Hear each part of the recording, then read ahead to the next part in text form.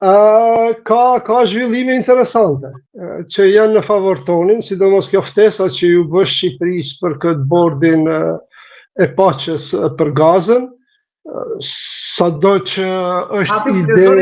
Ndjes se po ju ndërpres që fillim, ndjes dy herë. Aty sikur ka një paradoks se tani një vendi që i vjen hiqen vizat, pra bllokojnë vizat, në anën tjetër merr një ftesë, ka diçka që ndoshta nuk shkon këtu, ka një paradoks apo jo? Po, shikoni, që nga fillimi, zoti Trump, presidenti Trump, ka pas këso farë kundërthënie. Keni parasysh ato premtimet për 2 ditë që do ta ndali luftën në Ukrainë, se do t'i fusë Kanadën, do ta bëj pjesë të SBA-s. Janë hallë këta zëvendësit e tij, sepse e kanë zbulu një arsyetim kështu gjenial.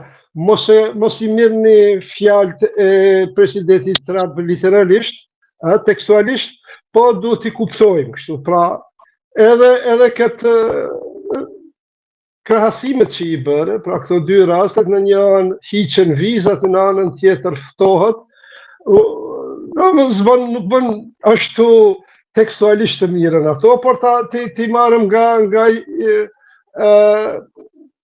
aspekti geostrategjik, a është kjo ftesë në favor të Shqipërisë?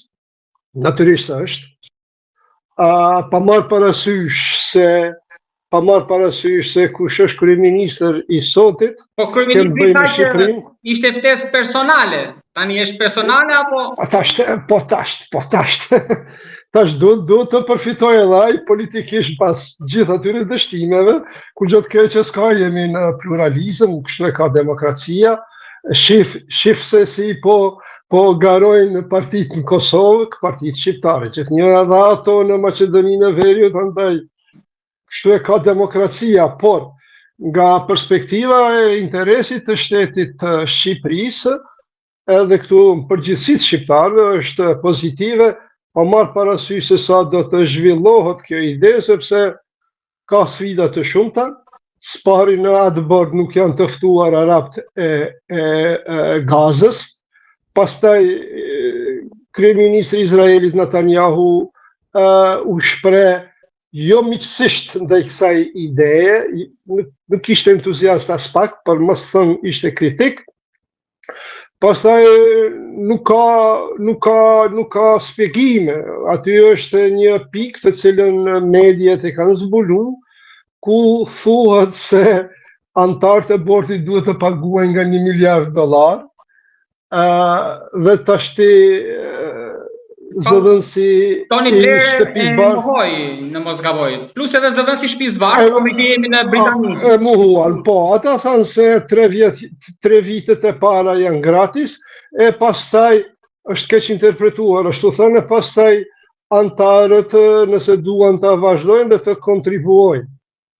Kështu e, po, jashtë të gjitha këtyre, ftesa e një Shqipërie të vogël në këtë hallakamën gjeopolitike është pozitive për Shqipërinë, por edhe për gjithë neve shqiptarë.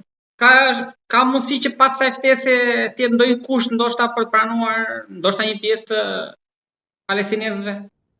Një skenar që ka qarkulluar në media në Tiranë edhe përpara kësaj ftese, para disa muajsh. Shikoni, që nga tetori kur është patate e vështirë, është pastate nxehtë, është terren i vështirë, sepse që nga tetori kur u arrit ky armpushimi i brisht në Gazë, janë dikun 400 veta të vrarë arab dhe disa ushtarë izraelit. Vetëm këto 2 ditët e fundit janë të raportuar 70 arab të Gazës civil gjithnjë, ndonse u raportua se edhe një komandanti i Hamasit ishte likvidu. Prandaj terreni është shumë i vështirë aty, ka shumë histori të keqe, ka shumë dhëmbje, është një tokë shumë e pjellshme për krizë, për luftë. Të shohim se si do të vazhdoj. Mirësh është ndalë sado e brisht që është kjo paqe, e nuk e dim sa do të zgjat, po mirë që janë dalë ato bombardimet e përditshme, është 24 orë në ditë, 7 ditë në javë, pra 24/7, siç i thuhet. Dhe kjo është mirë, po tash se si do të zhvillohen, është si do të zhvillohet situata, është diçka shumë sfiduese, pa garanci të qarta. Edhe ky bordë është shumë i mukt, shumë i mjegull, megjithatë ftesa është e mirë për Shqipërinë. Me që jemi lindjen e mesme, duket se Khamenei hodhi edhe një herë regjimi. Po, shiko, kemi thashti Iranin atje, dhe unë dua t'i ngushëlloj të gjithë këta adhuruesit e BRICS-it, se nuk është BRICS-i ashtu siç e avokonin këta, sidomos komedjet e rajonit. Unë si kosovar i përcjelli goxha shumë këto të Serbisë. Pra Irani është për t'ju tregu këtyre pjesë e BRICS-it, dhe tash atje po ndodh çka po ndodh, gjithë këto aleatet e BRICS-it heshtin. Heshtë edhe Rusia, ashtu si që heshti edhe në Venezuelë, pra sepse shpesh po dëgjohet se apo po argumentohet e ngriti zërin Vučić për se sa Rusia, Putini për ndërhyrjen e Trumpit në Venezuelë. Po se ka qenë Brnabić, dora djathtë e tij, ka qenë vetëmja politikane, kur është promovu për herë të fundit Maduro për president, ajo ishte atje e përfaqësoi tërë kontinentin e Evropës, dhe edhe një deklaratë ashtu shumë dashamirëse për Maduron, si një shok i Serbisë, si një mik i Serbisë, i cili se një Kosovën e tjera. Dhe kundërshtarët e Vučićit e përdorën atë, madje këto mediat që janë kundër tij filluan të spekulojnë se radhën e ka Vučići, nuk do ta lënë Maduron Trumpi pa miq, pa shok atje në burgun ku e kanë dërguar. Po, duke qenë se jemi në Iran akoma, ajo si do mbyllet edhe këtë rrallë si herët e kaluara, apo do u shtyp kjo kryengritje atje?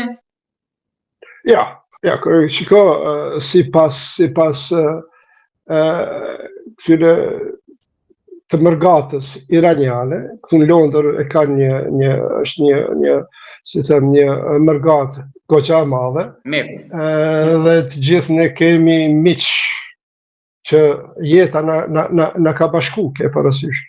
Dhe nëse i ndëgjojmë ata, jo, sepse ka shumë dëvrarë, sipas tyre, pra ky numri i rrjeteve sociale shkon në 12.000, disa organizata që mirën me të drejtat e njerëzit e çojnë deri në 5.000.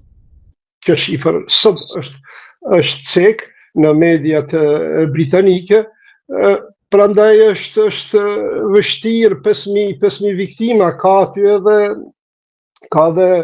pjesë, domethënë antar të sigurimit, që domethënë edhe savakist, pra kësi sigurimit sekret, por edhe policia ushtar të vrarë, sipas këtyre lajmeve që qarkullojnë, së paku janë 100. Pra, kemi të bëjmë me një farë, si thuash, luftë atje. Pastaj ka shumë ushtar, po edhe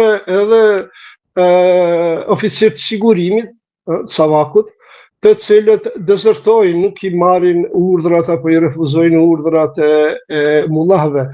Prandaj situata shumë e ndërlikuar, është problem për ta qetësu pa ndryshime të dukshmat. Gjasat janë shumë të mëdha për një luftë përgjakshme civile, shohim, por nuk do të ketë qetësi, dhe ajo që nga perspektiva e Kosovës, por edhe si njeri, të thënë të drejtën nuk është se nuk po bëhet qefi tash jashtë asaj se aty bien viktimat, por e kemi pas një qeveri atje shumë jo miqësore ndaj Kosovës, shumë proruse, antipërëndimore, e cila ka sponsoruar dhe terrorizëm.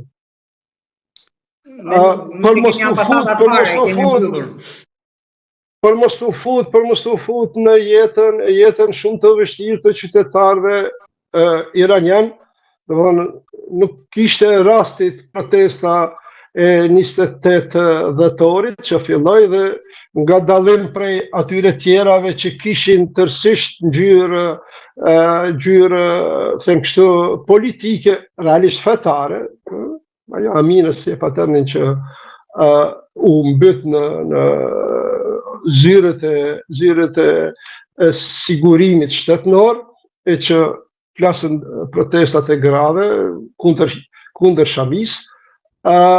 Tashti këto ka edhe elementi ekonomik është atje. Pra shumë tregtar, shumë biznismen të niveleve të ndryshme janë pjesë e këtyre protestave. Me fjalë tjera është protestë gjithë popullore,